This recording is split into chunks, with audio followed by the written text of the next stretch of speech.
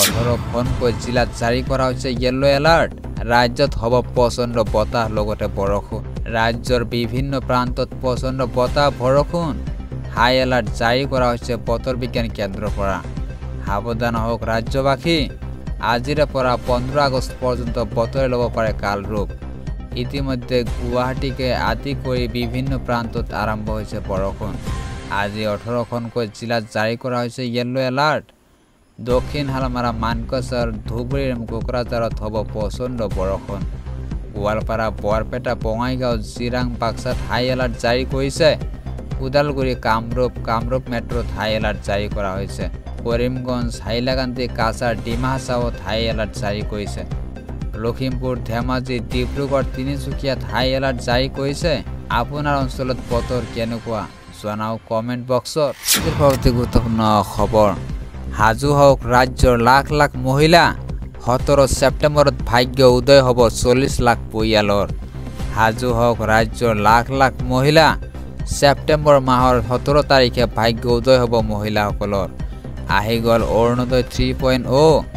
এতিয়াৰে পৰা 1250 টকাই নহয় লগতে পাব ৰন্ধন গেছৰ ধন ৰন্ধন গেছৰ ৰাজ সাহায্য প্ৰদানৰ বাবে প্ৰপত্ৰ ঘৰে ঘৰে দিবলৈ যাব চৰকাৰী লোক অৰুণোদয় আঁচনিত সাঙুৰি লোৱা হ'ব 40 লাখ হিতাধিকাৰীক ছেপ্টেম্বৰ মাহৰ 17 তাৰিখে আনুষ্ঠানিকভাৱে মুকলি কৰা হ'ব অৰুণোদয় 3.0 40 লাখ পৰিয়ালে লাভ কৰিব এই সুবিধা পৰীক্ষামূলকভাৱে আহি আছে এক নতুন আঁচনি আহি আছে নতুন ষ্টুডিঅ' ডিটেইলছ ষ্টুডিঅ' অৰুণোদয়ৰ পৰিয়াললৈ এলপিজিৰ ৰাজ সাহায্য এলপিজি কিনিলে 250 টকা ৰাজ সাহায্য দিব চৰকাৰে 40 লাখ পৰিয়ালক সামৰি লোৱা এয়াই হৈছে প্ৰথমখন আঁচনি অৰুণোদয় 1 আৰু 2 কৰা হ'ব তন্নতন্নকৈ পৰীক্ষা অৰুণোদয় 3.0 লৈ মুখ্যমন্ত্ৰী ইয়াৰ ডাঙৰ ঘোষণা গুৰুত্বপূৰ্ণ খবৰ গুৱাহাটীৰ পাহাৰত উচ্ছেদত পুনৰ স্থগিতাদেশ গুৱাহাটী উচ্চ ন্যায়ালয়ৰ 19 আগষ্ট পৰ্যন্ত চলাব নোৱাৰিব কোনো উচ্ছেদ অভিযান গুৱাহাটী মহানগৰীৰ পাহাৰত উচ্ছেদত পুনৰ স্থগিতাদেশ গুৱাহাটী উচ্চ ন্যায়ালয়ৰ 19 আগষ্টলৈকে প্ৰশাসনে উচ্ছেদ চলাব নোৱাৰিব কোনো এখন বনাঞ্চলৰ উচ্ছেদ কৰিবলগীয়া অঞ্চলসমূহ বনাঞ্চল নে ৰাজগাঁও সেয়া স্পষ্ট নহয় শপতনামাত চৰকাৰে সম্পূৰ্ণ তথ্য দিব নোৱাৰিলে ন্যায়ালয়ক 19 আগষ্টত গছৰ তৰ পুনৰ শুনানি গ্ৰহণ কৰিব ন্যায়ালয়ে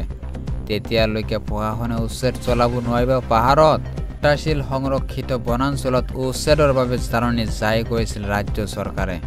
ইয়াৰ বিৰোধিতাৰে 300 পৰিয়াল দ্বাৰস্থ হৈছিল গুৱাহাটী উচ্চ ন্যায়ালয় আজিৰ গুৰুত্বপূৰ্ণ খবৰ যোৰহাটত 40তকৈ অধিক সন্দেহজনক বাংলাদেশী মিয়াক কৰা হৈছে আটক ধুবুৰীৰ পৰা বাছেৰে গৈ আছিল মাজুলীলৈ যোৰহাটত বাছে সন্দেহজনক বাংলাদেশী মিয়া আটক ধুবুৰীৰ পৰা বাছেৰে মাজুলীলৈ গৈ থকা অৱস্থাত আটক ৰাইজৰ যোৰহাটৰ তৰাজানত ৰাইজে আটক কৰে সন্দেহজনক লোকসকলক পিছত আৰক্ষীক গতাই দিয়া সন্দেহজনক লোকসকলক ভুৱা নথি পত্ৰৰে অসমত থিতাপি লৈছিল এইসকল লোকে সমগ্ৰ ঘটনাক লৈ তদন্ত অব্যাহত ৰাখিছে আৰক্ষীয়ে আজিৰ পৰৱৰ্তী গুৰুত্বপূৰ্ণ খবৰ আকৌ পাকিস্তানৰ সৈতে হ'ব যুদ্ধৰ বাবে সাজু হ'বলৈ আহ্বান ভাৰতৰ সেনা প্ৰধানৰ যুদ্ধৰ বাবে সকলো সাজু হোৱা উচিত এই যুদ্ধ কেৱল সেনাই নহয় সমগ্ৰ দেশেই কৰিব লাগিব ভাৰতীয় সেনা প্ৰধান জেনেৰেল উপেন্দ্ৰ দ্বিবেদীয়ে এই মন্তব্য কৰিছে যুদ্ধৰ বাবে সকলোকে সতৰ্ক হৈ থাকিবলৈ আহ্বান জনাইছে